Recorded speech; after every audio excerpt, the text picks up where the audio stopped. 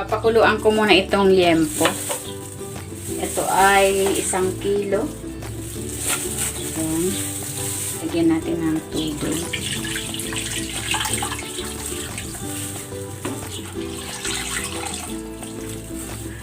Lagyan natin ng sibuyas, paminta, laurel, tanglad, at ng asin.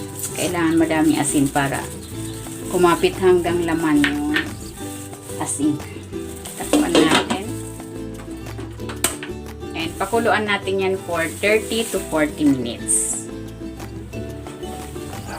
Ayan, ito na yung ating pork. Malambot na. Hahanguin ko na ito. Papalamigin ko muna ito and then saka ko ilalagay sa chiller. Bali, bukas ko pa ito piprituhin. Mainit na yung mantika. Ipiprito ko na itong ating lechong kawali. Hinati ko yan yung 1 peraso. Pinagdalawa ko para madaling iprito. Takpan natin. While waiting, kung hindi ka pa nakapag-subscribe sa aking channel, please subscribe at click mo na rin ang notification bell para lagi kang updated sa aking latest recipe.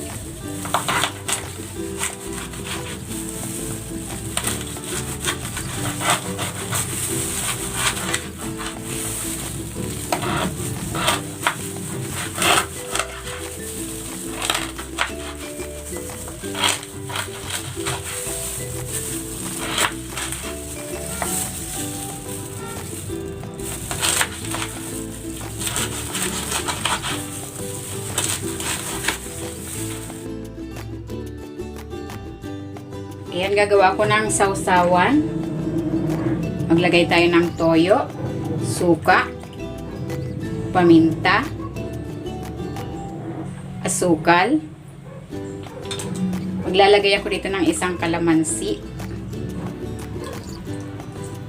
bawang, konting sibuyas, spring onion, at ng siling labuyo. Haluin natin hanggang sa matunaw yung asukal. Ayan, okay na ito.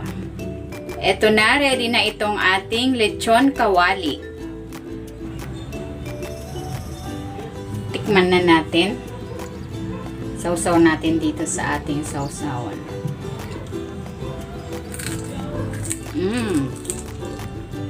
Ang lutong.